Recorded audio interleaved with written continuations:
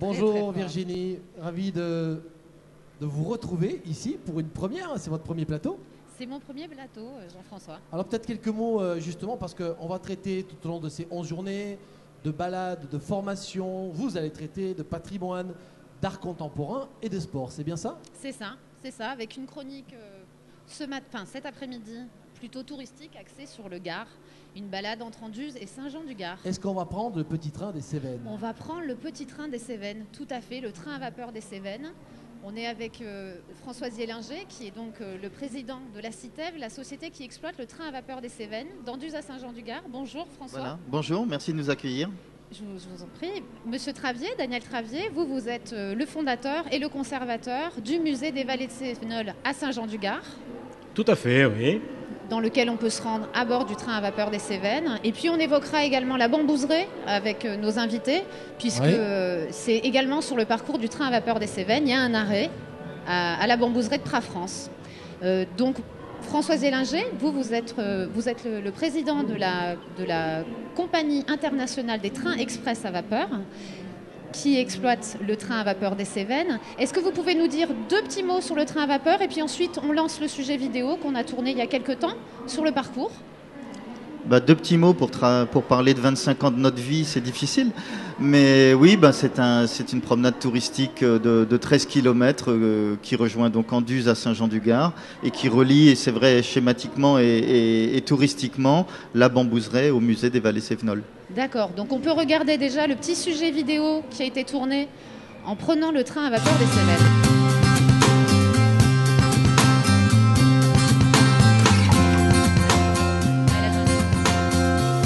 Le train vapeur des Cévennes, c'est une aventure qui a démarré pour nous en 1986. On a repris cette ligne à nos débuts et en association en faisant 30 000 visiteurs par an, et on a créé une société immédiatement pour pouvoir engager des fonds et investir dans le projet. Et c'est devenu la mécanique qu'on connaît aujourd'hui avec un record de fréquentation en 2006 à 157 000 visiteurs et une moyenne annuelle d'environ 140 000. Alors le trajet, ça va d'Anduze à Saint-Jean-du-Gard ou de Saint-Jean-du-Gard à Anduze. Anduze, c'est plutôt les gens qui vont venir de Montpellier, de Nîmes, du bas de la vallée. Saint-Jean-du-Gard sera plutôt la gare de départ des gens arrivant de Florac, Méruès et par la Corniche. Donc une ligne de 13 km avec des paysages assez jolis, des viaducs, des tunnels et un arrêt à la bambouseraie, ce qui a fait aussi le succès du train. Ça, c'est une bonne collaboration avec le parc. En basse saison, on a 3 allers-retours journaliers et en haute saison, on roule à ce moment-là 7 jours sur 7 et on a 4 allers-retours. On revient sur le plateau en direct, Virginie. Donc François Zélinger, on vient de voir un petit sujet sur le train à vapeur des Cévennes. Rapidement sur les caractéristiques, ce que vous disiez déjà au début de la vidéo, 13 km entre Anduze et Saint-Jean-du-Gard, une quarantaine de minutes pour relier les deux communes. Combien de voyageurs par an sur le parcours? Alors la moyenne est d'autour de 140 000 visiteurs chaque année. D'avril à octobre? D'avril à octobre, donc sur 7 mois. D'accord. Ce qu'il faut préciser, c'est que le train à vapeur des Cévennes, c'est un train touristique. Ce n'est pas un train qui fait de la desserte voyageurs. On a du mal à se lever suffisamment tôt le matin pour emmener les gens travailler. Donc effectivement, on est purement touristique avec des premières circulations qui sont en plein été à partir de 9h30 d'Anduze et qui permettent par exemple le mardi de monter au marché de Saint-Jean-du-Gard et 4 allers-retours au plus fort de la saison. Donc une saisonnalité aussi qui fait que 70% de l'activité est regroupé effectivement sur juillet-août. Et puis après, c'est plutôt un accueil de groupes, de clubs de 3e âge, de groupes scolaires qui se font en avril, mai, juin, septembre, octobre, avec encore quelques familles le week-end. D'accord. Le train à vapeur des Cévennes, à l'origine, depuis 1909, il circulait. C'était une desserte voyageurs, mais ensuite, il y a eu une mise en sommeil. En tout cas, la desserte voyageurs s'est arrêtée en 1940. La ligne a été fermée dans les années 70, c'est ça? Voilà, c'est ça. Donc effectivement, il y a beaucoup de gens qui disent tous ces travaux pour si peu. Et c'est vrai que le service commercial a duré de 1909 à 1940. Et très vite, le transport routier a pris le dessus. Et une desserte marchandise, parce qu'à Saint-Jean-du-Gard, il y avait une forte activité, il y avait une usine de tanin, il y avait encore quand même pas mal d'activités qui faisaient que les trains marchandises continuaient à monter. Et puis ça s'est totalement arrêté en 1970. Et ça a repris ensuite dans les années 80. Et ça a repris au départ avec une association initiée et soutenue par la mairie de Saint-Jean-du-Gard à partir de 1982. Et puis après, à partir de 86, on a nous proposé de créer une société, donc une structure commerciale pour répondre aussi aux investissements importants qui étaient liés à l'entretien des voies. Et on a repris cette activité en 86, alors qu'elle faisait à peu près 30 000 visiteurs, donc ce qui n'était pas anodin non plus par rapport à un programme de circulation à l'époque qui était de l'ordre de 70-80 journées. D'accord. Une aventure familiale à la base ? Alors une aventure familiale à la base, oui, puisque c'est mon frère qui a lancé cette grande aventure, qui était un immense passionné. Donc au lieu de jouer au train à la maison, eh ben, il s'est acheté une vraie locomotive à vapeur, ce qui a beaucoup fait pleurer ma maman. Et ensuite, eh ben, cette locomotive, il fallait la faire rouler, il fallait en faire son métier. Et il y a eu cette opportunité à Saint-Jean-du-Gard, à l'époque, avec l'aide de Daniel Travier déjà, qui a soutenu le projet. Et de reprendre cette ligne et puis de pouvoir se professionnaliser et en faire notre métier. Bon, malheureusement, après, Benoît nous a quittés en 89. Votre frère ? Voilà, et on a repris le flambeau à une petite équipe et puis on a mené ça au plus haut qu'on pouvait. Parce qu'aujourd'hui, c'est une entreprise qui emploie 14 permanents, c'est ça ? Voilà, c'est une entreprise aujourd'hui qui emploie 14 salariés toute l'année. Et puis sur les pointes d'été, avec les étudiants et les emplois saisonniers, on arrive jusqu'à 28-29 personnes.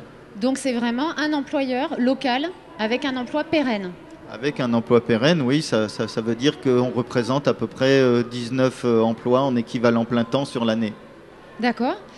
Le voyage à proprement parler, donc on peut monter à Anduze ou à Saint-Jean-du-Gard. Tout le monde peut monter à bord du train à vapeur des Cévennes ? Il n'y a pas d'âge. Donc c'est vrai que c'est très très familial comme balade. Donc on a aussi bien et très souvent les grands-parents qui amènent les petits-enfants pour leur montrer leur chemin de fer et leur raconter leur histoire. Et puis voilà, c'est une balade très très très très familiale. On trouve maintenant des petits couples, des petits jeunes là qui viennent en balade du dimanche. Donc nous, ça nous fait plaisir parce qu'on n'est pas trop classifié non plus dans un produit entre guillemets ringard pour les jeunes. Et c'est vrai qu'ils prennent plaisir à faire le circuit. Donc ça, le week-end, on en voit de plus en plus. Et puis voilà, hors saison, comme je disais, beaucoup de groupes, beaucoup d'écoles. On accueille à peu près 10 000 scolaires chaque année, plus après les associations, les clubs de troisième âge, les amicales, enfin tous les gens qui voyagent en groupe un petit peu en avant, en après-saison et qui viennent passer une journée conviviale parce qu'on organise ça avec des partenariats, avec des visites combinées puisqu'on a pour les groupes des produits combinés avec la Bambouseraie, le musée des Vallées Cévenols et puis différents restaurateurs. Donc on propose vraiment des packages et des produits complets. Ça a toujours été un train de voyageurs ou ça a transporté d'autres choses, le petit train des Cévennes ? À l'origine, c'était voyageurs et marchandises jusqu'en 40. Voilà. Et après, de 40 à 70, uniquement marchandises. Et nous, on se consacre aux voyageurs. Après, l'hiver, pour les amateurs de train, on fait des trains avec des wagons de traverse pour réparer nos voies. Donc, il y a des gens qui viennent spécialement pour faire des photos et photographier. Alors, c'est plus la locomotive à vapeur, c'est nos locomotives diesel. Mais il y a des férus de chemin de fer qui viennent pour prendre des convois marchandises sur la ligne et immortaliser ces moments. Parce qu'au niveau du matériel, justement, on peut en parler un petit peu plus. Locomotive à vapeur, des wagons particuliers. Est-ce que vous pouvez nous en dire deux mots ? Le voyage, concrètement, il se passe à bord de quel équipement ? Alors au niveau du parc de matériel, donc des locomotives diesel parce que ça c'est indispensable et pour la sécurité du train, pour assurer des secours ou pour assurer le premier ou le dernier train de l'été. Après on a 4 locomotives à vapeur, donc on a développé le parc et il y en a sur les 4, 2 qui ont été entièrement refaites par les équipes du train à vapeur des Cévennes, donc par nos mécanos qui circulent l'été. Donc ça c'est de la formation aussi professionnelle des gens au sein de l'entreprise. Et puis après, au niveau matériel, on a conservé 2-3 wagons fermés qui sont des voitures Bastille, qui sont des voitures anciennes des années 30. Et après, on a beaucoup transformé le matériel pour l'adapter à la demande de la clientèle qui avait envie de voyager le nez au vent, en plein air et profiter des paysages. Donc on est parti de voitures marchandises ou de voitures des anciennes voitures de tri postal Et on a aménagé ces voitures en baladeuse ouverte de plein air où les gens vraiment profitent pleinement des escarbilles de la locomotive et puis des paysages, quoi. Et c'est vrai que l'été, elles sont prises d'assaut. Oui, c'est ce qu'on a vu d'ailleurs dans la vidéo. Les gens se penchent beaucoup aux fenêtres, prennent des photos. Les paysages qu'on découvre et les vallées qu'on traverse sont vraiment des panoramas fantastiques.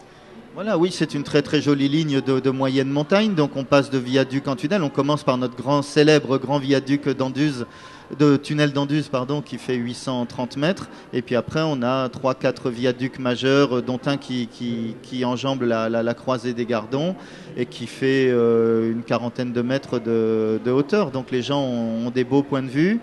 Et puis, pour en revenir au matériel, une chose importante que j'oubliais, c'est qu'on a un wagon entièrement adapté pour l'accueil des personnes à mobilité réduite, donc équipé d'un haillon. On peut monter, descendre du train dans n'importe quelle gare avec un fauteuil roulant. Et on a, c'est vrai, une clientèle importante de gens qui viennent profiter de cet équipement. D'accord. Les arrêts dont on peut un peu parler, et puis la destination. Donc, on démarre d'Anduze. Enfin, c'est le sens de la balade que vous conseillez, en fait, c'est ça? Disons que c'est le sens un petit peu naturel dans la mesure où Anduze est un bas de vallée. Et c'est vrai que voilà, les gens venant de Montpellier, de Nîmes, d'Alès partent d'Anduze. Les gens qui vont arriver de Lozère, plutôt de Florac, vont partir de Saint-Jean-du-Gard. Donc le départ d'Anduze, on monte dans le train, on peut s'arrêter donc à la Bambouseraie, rester 2 heures, reprendre le train suivant pour continuer et à Saint-Jean-du-Gard visiter le musée des Vallées Cévenols ou déjeuner tranquillement sur le village. Et voilà, on organise sa journée, il n'y a pas de contraintes, il n'y a pas d'horaire imposé, donc les gens vraiment planifient comme ils veulent. On n'est pas obligé d'annoncer son heure de retour quand on s'en va. Mais d'ailleurs, vous proposez en plus des journées thématiques ou en tout cas des parcours en conseillant aux personnes qui viennent prendre le train à vapeur des Cévennes d'emprunter plutôt tel horaire, s'arrêter. Ils peuvent s'arrêter, effectivement, monter, descendre au gré des allers-retours du train à vapeur des Cévennes, aller jusqu'à Saint-Jean-du-Gard, profiter du marché et puis profiter effectivement de la Bambouseraie, s'arrêter longuement à la Bambouseraie, s'arrêter également au musée des Vallées Cévenols, où les accueillera monsieur Travier. Là, vous vous êtes entendu avec le musée des Vallées Cévenols, avec la Bambouseraie. Il y a vraiment une proposition en fait de valorisation de tout le parcours. Alors il y a une synergie naturelle parce que c'est vrai que les gens ne prennent pas un train pour aller nulle part, donc ils ont souvent un but au voyage, à venir prendre le train. Bon, on va aller au musée, on va aller déjeuner sur Saint-Jean, on va aller, voilà, donc les gens ont un petit peu leurs adresses, surtout la clientèle régionale qui vient 1, 2, 3 fois par an et qui dit tiens, on va aller manger là, après on fera le musée, on redescendra, on fera la Bambouseraie, voilà, c'est vraiment très très organisé. Et après, pour les groupes, on a vraiment une offre structurée avec un service de réservation commun et pour lesquels on propose des packages. Donc c'est vrai qu'un responsable de groupe pour lequel c'est difficile d'organiser sa journée, c'est vrai qu'on a des propositions qui sont toutes faites et on gère absolument l'ensemble de cette réservation, ouais. Ce qui facilite le travail. Là, depuis que le petit train des Cévennes existe, le petit train à vapeur, y a-t-il des jolies anecdotes, des choses qui sont passées remarquables ou des incidents particuliers que vous avez vécus?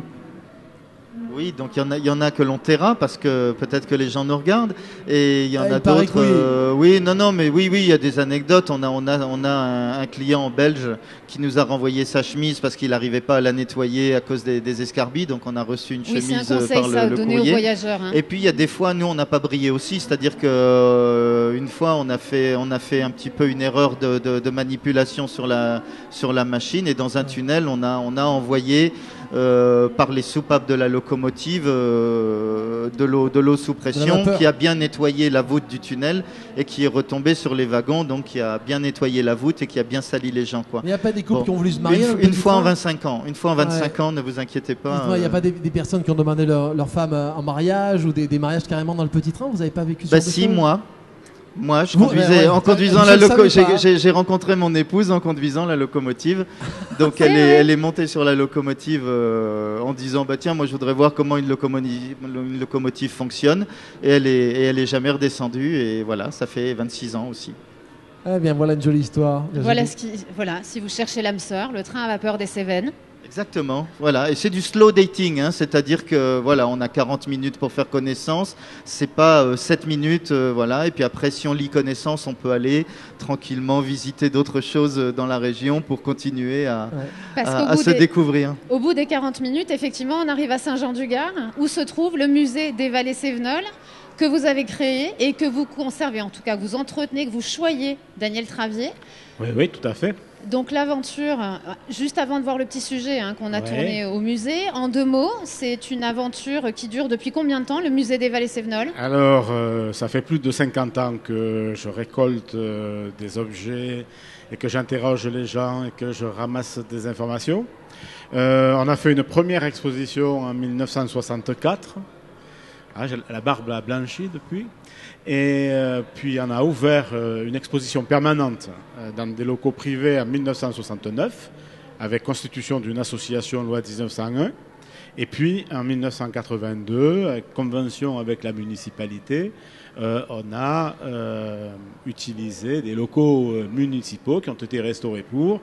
Voilà. Et puis en 1999, date importante, le musée est devenu musée contrôlé, comme on disait à l'époque, par le ministère de la Culture, aujourd'hui musée de France depuis la loi de 2002.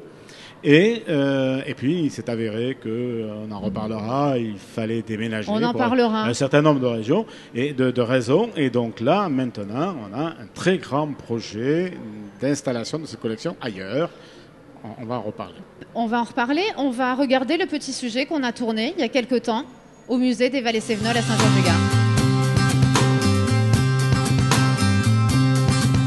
Le musée des Vallées Sévenols, donc à Saint-Jean-du-Gard, est un musée de société consacré à la vie traditionnelle dans les Cévennes. Et qui dit musée de société, c'est un musée qui va raconter un peu l'histoire des Cévennes et surtout qui va développer la vie rurale avec les grandes activités paysannes de cette région. Et surtout les activités qui ont eu un caractère identitaire. Le châtaignier, la construction des terrasses, les aménagements hydrauliques, le protestantisme, la soie. Ce musée a ouvert au public sous la forme où il est actuellement en 1982. Il est ouvert toute l'année. Il reçoit à peu près, bon an, mal an, actuellement autour de 15 000 visiteurs par an. Le futur projet reste à Saint-Jean-du-Gard. On déplace de quelques mètres le musée et les collections vont rejoindre un haut lieu patrimonial, un lieu de mémoire fort à Saint-Jean-du-Gard, qui est la filature de Maison Rouge. En ce lieu, c'est la dernière filature qui a fonctionné en France, qui a fermé il y a quelques années, en 1965. C'est là que l'on va redéployer ces collections en développant le musée en 3 directions. La première sera un site d'interprétation de la filature elle-même. Le second volet, c'est le musée de société qui va être à l'intérieur. Et puis le troisième aspect, on va établir un parc botanique. On va présenter les espèces végétales dont on parle dans le musée. On vous donne bien sûr rendez-vous lorsque le musée ouvrira en 2015 à la Grande Rouge. Daniel Travier, donc ce que vous disiez dans le reportage, c'est un musée de société, le musée des Vallées Sévenols. C'est un musée que vous avez constitué à la base. Oui, tout à fait. C'est un musée. Alors j'aime bien le terme de société. Autrefois, on disait d'art et tradition populaire.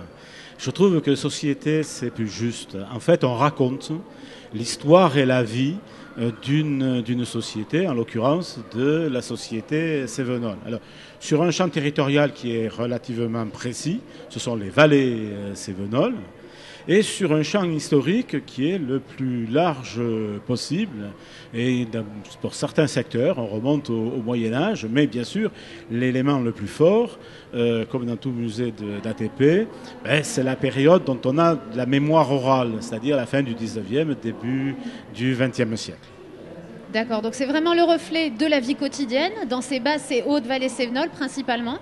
Il y a combien d'objets dans ce musée? Alors dans le musée, il y a plus de 15 000 objets, sans parler de la documentation photographique. On a plus de 30 000 plaques photos anciennes et documents. Enfin bon, voilà, on va pas énumérer, mais on a aussi une documentation écrite, archivistique, qui est extrêmement importante.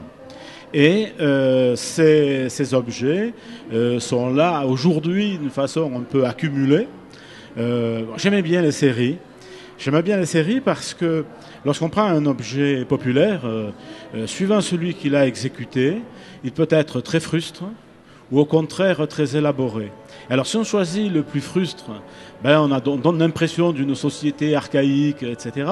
Si on prend le plus élaboré, le plus artistiquement créé, travaillé, ça donne une autre impression. Et puis il y a tout l'intermédiaire. Donc moi j'aime beaucoup les séries parce que ça reflète vraiment la fonctionnalité de l'objet et puis la capacité de l'homme à le construire et l'utiliser. Concrètement, donc dans le musée, il y a différentes salles, différents espaces. Oui, Qu'est-ce oui. qu'on y découvre? Le quotidien, le travail de la soie, tout Alors, ça? c'est le quotidien. Bon, on va développer 4 thèmes essentiels. Il y en a une quantité d'autres, hein, mais les 4 thèmes identitaires et les plus forts. C'est-à-dire Cévennes, pays construit. Pour pouvoir vivre dans ce pays, l'homme a dû le construire les terrasses qui se montent en amphithéâtre les unes sur les autres sur toutes les pentes cévenoles. Il a dû aussi faire des aménagements hydrauliques parce qu'il a fallu se battre contre l'eau et en même temps, quand elle est rare en été, il faut savoir la stocker, la conduire là où on en a besoin. Il y a tout un travail remarquable et absolument hallucinant qui a été fait pour aménager ce pays pour pouvoir y vivre. Et puis il y a des activités fondamentales comme le châtaignier qui pendant un millénaire date ronde a permis aux gens de vivre par et pour cet arbre.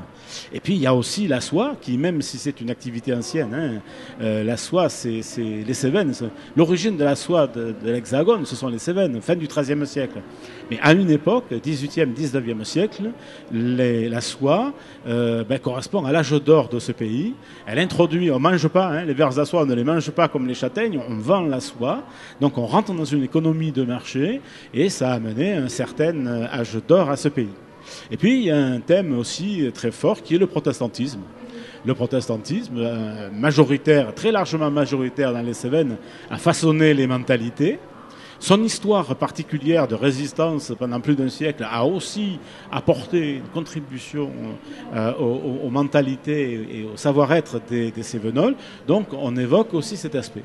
Et puis, plus accessoirement, mais sauf que maintenant, avec l'inscription au patrimoine mondial pour l'agropastoralisme méditerranéen, il y a toute l'activité qui est certainement la plus ancienne activité des Cévennes, l'élevage ovin, et puis le néolithique, on élève des moutons dans les Cévennes, activité qui perdure aujourd'hui, c'est-à-dire que là on a une continuité sur 4000 ans absolument extraordinaire et des élevages traditionnels qui sont aujourd'hui inscrits, reconnus au niveau de l'UNESCO, donc un patrimoine très très fort. D'accord. Et puis le mobilier, les ustensiles domestiques, l'intérieur, l'habitat, etc. D'accord, c'est un musée qui est situé en plein cœur de Saint-Jean-du-Gard, dans une ancienne auberge, donc valeur ajoutée du lieu où se trouve le musée, c'est qu'il apporte, c'est un cadre authentique, c'est une auberge du XVIIe siècle, ça a ses avantages, ça a également ses inconvénients. Vous avez une grosse collection, vous êtes un peu à l'étroit. Alors, effectivement, c'est un très bel avantage parce que c'est un lieu qui a une histoire, qui architecturalement parlant est un beau lieu patrimonial du XVIIe siècle, comme vous l'avez dit.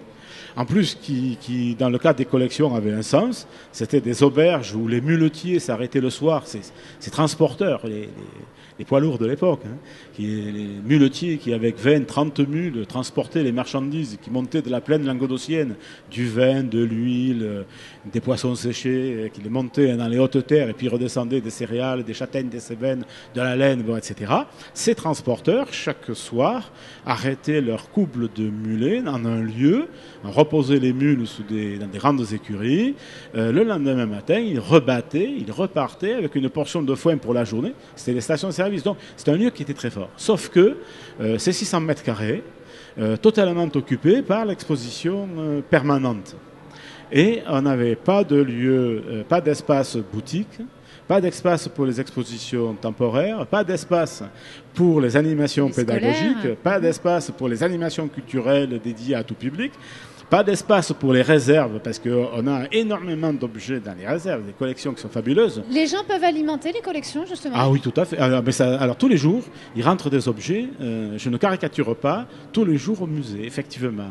D'accord. Parce que maintenant que c'est institutionnalisé, alors ça fait plus de 50 ans que je ramasse et que on est un peu connu, quelquefois avec de très très belles histoires de contact avec les gens pour trouver ces objets. Mais là, en général, quand les gens doivent se séparer de quelque chose, ben, ils nous demandent si ça nous intéresse, si ça a un sens, si ça... Voilà. Et donc, il fallait trouver un autre lieu. Quel type d'objets vous ont étonné pendant ces 50 ans? Alors, tous les types d'objets, si vous voulez un exemple. Des choses qui vous ont surpris. Un exemple très très précis. Il m'est arrivé une fois dans la région de La Salle, parce que dans le cadre de mon travail, de ma profession à l'époque, je visitais des gens, je leur avais rendu un service, j'avais transporté des choses pour eux, ils m'ont invité à déjeuner. Et puis le vieux monsieur, c'était un vieux berger, m'a dit, tu sais, toi tu as un musée, mais moi aussi j'en ai. Il vous a montré son secret. J'en ai un. C'est ça. Hein. C'est un vieux berger qui s'était arrêté, qui avait dans une pièce rassemblé tout son matériel de berger. Et pour me faire accéder à cette pièce, on a traversé un grenier. Et tout d'un coup, sur un coffre en bois, je vois un chauffe-eau à peigne, des peigneurs de laine du XVIIe siècle. C'est un objet en terre cuite où on chauffait les peignes, il y avait des braises à l'intérieur, on chauffait les peignes. Or, c'est un objet que je ne connaissais, moi, que par l'encyclopédie de Diderot. J'avais vu quelques reproductions dans d'autres musées, mais objet authentique. Alors je lui ai dit, mais ça, vous savez ce que c'est, ça? Parce que j'ai été éberlué, quoi, de voir ça. Il m'a dit non. Et il avait 80 ans, le bonhomme, et ma grand-mère ne savait même pas ce que c'était. Alors je lui ai expliqué. Je lui ai dit, voilà, ça servait à ça, on mettait les peignes. Alors il a vu que j'étais tellement passionné devant cet objet qu'il m'a dit, tu le veux? Prends-le, je te le donne. Ah, c'est une belle histoire. Pour en revenir au lieu, vous êtes trop à l'étroit, justement, oui, dans le voilà, centre-ville de Saint-Jean-du-Gard. Donc là, il y a une nouvelle aventure qui est en train de se construire, c'est-à-dire le musée des Vallées Cévenols va bientôt, dans plusieurs mois, déménager dans un autre lieu, un bâtiment qui est à une centaine de mètres du lieu actuel, qui est également un monument historique. Est-ce que vous pouvez nous en dire deux mots? Voilà, alors c'est aussi un site tout à fait patrimonial. C'est une des 37 ou 39 filatures de Saint-Jean-du-Gard, une des plus remarquables en matière d'architecture, puisqu'elle est... On a vu des images. Hein, elle bénéficie d'une protection monument historique. Et c'est le premier site qui a été équipé du procédé qui a permis la filature industrielle dans le Languedoc et les Cévennes, en 1808. Et c'est aussi la dernière filature qui a fonctionné en France, qui a fermé en 1965. Après ça, il n'y a plus de filature de soie, au moins dans la tradition. Donc c'est un lieu qui encadre totalement cette histoire, qui est d'une qualité architecturale remarquable et puis qui est relativement bien conservée. Et c'est un lieu qui, une fois restauré, aménagé, nous permettra d'avoir en gros 3600 mètres carrés, donc rien à comparer avec le musée actuel. Et donc on va pouvoir développer là toutes les activités du service public d'un musée, et notamment les expos temporaires qui permettent la fidélisation des publics. Ça, c'est extrêmement important. Et donc ce projet, en gros, a 3 volets. Il y a le site lui-même que les gens vont découvrir avec un parcours extérieur d'interprétation, avec une vingtaine de points d'interprétation. C'est situé près du Gardon d'ailleurs, c'est voilà. en bordure du Gardon. Pour comprendre ce rapport de la filature à l'eau, au Gardon, l'importance de l'eau dans les filatures, on va expliquer tout ça. Une très belle histoire aussi d'ailleurs. Hein. C'est au XVIIIe siècle, un propriétaire foncier qui plante des mûriers, parce qu'à cette époque-là, la rente foncière à la meilleure, c'est le mûrier, à partir de 1740. Il plante des mûriers, et pour en planter le plus possible, il plante... Il faut préciser, les mûriers, à quoi ils servent dans la filature de la soie? C'est la seule nourriture que prend le ver à soie. Donc il plante, y compris dans le lit de la rivière. Et pour protéger ces plantations de mûriers, parce que le Gardon, les épisodes cévenols, on entend parler, les inondations, c'est important, il construit un barrage, un mur, un épi qui protège ces plantations. Mais alors du coup, l'eau va attaquer la rive de l'autre côté. Il y a un grand procès qui dure 20 ans entre rive droite et rive gauche du Gardon. Ce monsieur père doit détruire ces plantations et il se reconvertit en filateur. Il construit cette première filature industrielle à ce moment-là. Donc tout ça, on l'explique. Ça, c'est le premier volet. Deuxième volet, c'est le musée de société dont on vient de parler, qui va se trouver à l'intérieur des bâtiments. En s'épanouissant, on passe de 600 mètres carrés à 1200 mètres carrés pour l'expo permanente. Et donc les deux thèmes vont se croiser sur le thème de la soie, qui va être très largement développé sur 300 à 350 mètres carrés dans la filature à proprement parler. Et puis troisième volet, parce qu'il y a une demande de plus en plus de rapport à la nature, et les sociétés anciennes sont des sociétés qui savaient vivre en équilibre avec la nature. Ils savaient puiser dans la nature et en même temps la respecter. Et donc, on a pensé mettre en place un jardin alors qui n'a rien à voir avec la bambouserie. Il n'y a aucune concurrence dont on va possible parler tout à l'heure. avec la bambouserie dont on va parler tout à l'heure, mais qui va montrer les espèces végétales dont on parle dans le musée. Tel bois pour faire ceci, telle plante médicinale, telle plante que l'on mange, etc. D'accord. Le chantier a démarré lundi. Alors, le chantier a mis longtemps, il a fallu obtenir les financements. Au passage, ça me permet de dire merci aux partenaires financiers, plus de 32% de l'État, 15% de la région, 15% du département, 4,5% des fonds européens, et puis 33% du maître d'ouvrage, c'est la communauté, c'est Alès Agglomération, la communauté d'agglomération. Il a fallu un certain temps pour mettre tout ça en place. Aujourd'hui, ça a démarré la semaine dernière et bon, on a pour en gros 16 mois de travaux plus de déménagement à proprement parler des collections. Donc on peut dire dans une vingtaine de mois, on pourra découvrir à nouveau le musée des Vallées Cévenols dans son nouvel écrin. Je l'espère, si tout se passe bien, oui. Et donc tout à l'heure, on évoquait ensemble, puisque Françoise Ellinger et Daniel Travier, vous êtes liés, vous travaillez ensemble, mais vous travaillez également avec un autre site remarquable qui est sur le parcours du train à vapeur des Cévennes, qui est la bambouserie de Prafrance, juste à côté d'Anduze. Donc c'est un lieu unique. On va pouvoir regarder quelques images qui ont également été tournées à la bambouserie il y a quelques semaines pour nous présenter ce lieu. Je vous invite à venir nous rendre visite, voir ce parc magnifique avec plus de 200 différents bambous.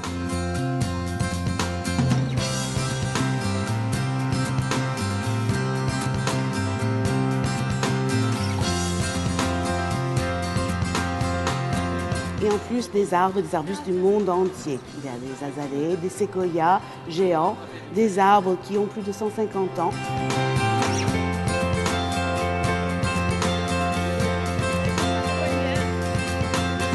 Et de quoi partir très très loin tout en restant dans la région.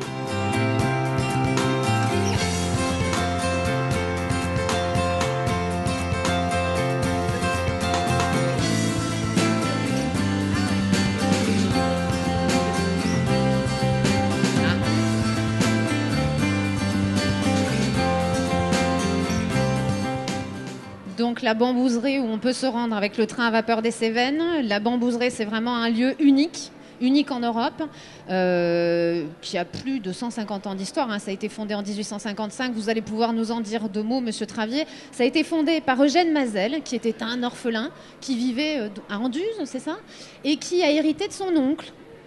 Tout à fait. Il a hérité une fortune personnelle et il était, je crois, pépiniériste de profession.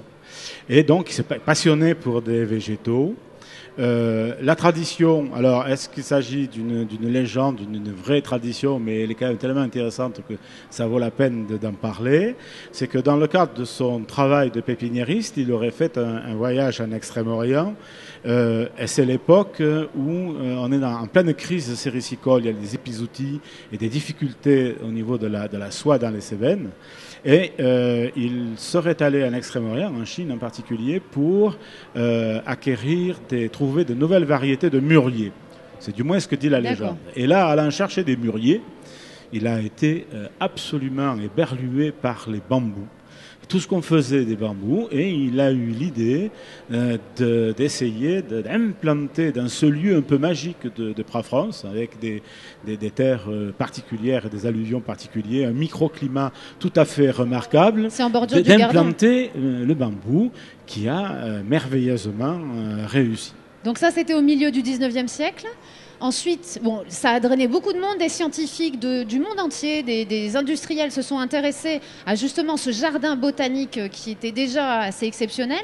Ensuite, c'est la famille Nègre qui a racheté le domaine, avec Gaston Nègre tout d'abord. Aujourd'hui, c'est toujours la famille Nègre. Oui, tout à fait. Après Gaston, il y a eu donc Maurice Nègre, et c'est l'époque où on a ouvert au public la bambouserie de Prafrance. Malheureusement, Maurice Nègre a disparu très tôt. et c'est sa veuve qui a géré le parc essentiellement autour des visites avec des serres aussi et de production de certains végétaux. Et puis c'est la fille, Muriel, qui s'excuse, qui a eu un empêchement au dernier moment, là, il n'a pas pu être avec nous, c'est bien dommage, qui a repris ce travail et qui lui a donné ces 30 dernières années la dimension qu'elle a atteint aujourd'hui. Elle pèse 300 000 visiteurs par an quand même. Oui, c'est ça. C'est vraiment un patrimoine naturel exceptionnel, hein. Il y a un arrêt train à vapeur des Cévennes, donc il y a des séquoias qui font plus de 40 mètres de haut. Il y a un ginkgo mâle de plus de 5 mètres de circonférence, plus de 180 espèces de bambous, 62 plus qui sont en serre, des magnolias de 35 mètres de haut, des lotus, des érables, un cerisier fleur qui est vraiment fantastique, on en a vu quelques images dans la vidéo, et puis on déambule dans la bambouserie à travers différents espaces, des allées majestueuses de bambou. Il y a le vallon du dragon qui est vraiment exceptionnel. Vous avez visité la bambouserie, monsieur Zielinger? Parfois. C'est-à-dire que souvent on dit c'est pas les Parisiens qui montent à la Tour Eiffel, mais je crois que les Andusiens aiment bien aller visiter la bambouserie et y passer une belle journée parce que chaque saison c'est un renouveau. C'est ça. Et puis il est évident que les travaux qui ont été réalisés ces dernières années, vous citiez le Vallon du Dragon, c'est fantastique, quoi. Je veux dire, c'est des aménagements qui font rêver les gens. Alors nous, on a nos voyageurs du train qui doivent la visiter entre deux trains et qui parfois loupent le train parce qu'ils ont pris un tel plaisir à rester dans le parc. Mais heureusement, nous avons prévu encore un train après pour ceux qui ont envie et pour les botanistes érudits. Et ceux qui se perdent dans le labyrinthe? Ah ben là, on les retrouve la saison suivante. C'est également un espace durable qui a vraiment été... voilà. Vous avez raison de souligner ça, je voulais le dire, ça fait partie des deux nouvelles directions les plus récentes. C'est que c'est un espace durable avec une gestion durable du parc, mais aussi en tant que site touristique, etc. Et ça, c'est une volonté de Muriel extrêmement forte de travailler dans ce sens-là, qui est le sens de demain, de la modernité. Et un autre aspect qui est tout à fait remarquable, c'est le lien avec l'art, du land art dans le jardin, mais aussi on accueille des artistes, des peintres, des musiciens, etc. Et donc il y a un rapport, elle a su créer cette espèce de lien très très fort avec toute l'expression des artistes contemporains, associant le jardin, et c'est tout à fait remarquable. Ça, c'est quelque chose qui est assez récent et qui est très intéressant. Tout à fait, il y avait des œuvres d'art, il y en a encore, qui sont chaque intégrées année. vraiment, chaque année. On en a vu quelques-unes dans la vidéo également. C'est vraiment spectaculaire et ça ajoute encore à l'unicité et vraiment tout l'aspect exceptionnel de ce jardin. En quelques mots, est-ce qu'on peut donner quelques indications, ceux qui veulent venir prendre le train à vapeur des Cévennes, ceux qui veulent se rendre au musée des Vallées Cévenols, un site internet, des facilités? Allez, je commence alors. Donc effectivement, un site internet www.trainavapeurtoutattaché.com, donc où vous trouverez un petit peu les bonnes idées. Là, il y a l'équipe qui va... Donc on finit la saison le 31 octobre et on finit bien sûr avec Halloween. Donc toute l'équipe se mobilise et ça va être terrifiant. Jean-François Halloween dans le train à vapeur. C'est un véritable événement alors. Voilà. On reste dans le tunnel pendant tout le parcours. S'il pleut, qu'il y a un peu de brouillard avec le petit train et si vous lâchez effectivement de la vapeur, ça va être très Halloween ça. Oui, non, puis c'est vraiment aujourd'hui un produit qui a beaucoup de succès. Je crois que l'année dernière, c'était 800 ou 900 personnes qui sont venues. Donc c'est vrai que les gens viennent costumés. Le fait d'être nombreux, ça crée... tombe bien pour les escarbilles. Et ça plaît beaucoup. Et puis après, sur notre site internet, vous trouvez aussi les propositions, les animations, puisque dès l'ouverture l'année prochaine, à mi-avril, sur le week-end de Pâques, le samedi, on a notre maintenant rituel train au feu d'artifice. Donc une nuit magique avec un train du soir et pendant le parcours, on tire des feux d'artifice. C'est vraiment un des grands moments de la saison. Et le grand moment, on le met tout de suite à l'ouverture pour rendre la saison magique. D'accord. Le musée des Vallées Cévenols ouvert toute l'année, mais en chantier. Mais il faut se dépêcher si vous voulez le voir dans l'ancienne mouture, puisqu'au 31 octobre, nous fermons le musée actuel pour toiletter les collections, pour les protéger, les nettoyer, les mettre en caisse pour préparer le déménagement en fonction de leur nouveau développement dans le prochain musée. Donc, désolé, mais il faut se dépêcher de venir. Dépêchez-vous. Et de toute façon, Bambouzeret, train à vapeur des Cévennes, musée des Vallées Cévenols, vous êtes vraiment liés. Et il y a vraiment tout un dispositif qui permet de profiter des lieux. Vous avez valorisé la vallée. Voilà, oui. Et puis bon, vous trouvez là toutes les informations pour les groupes sur nos sites. Et puis voilà, venez vite, il vous reste 15 jours, top chrono.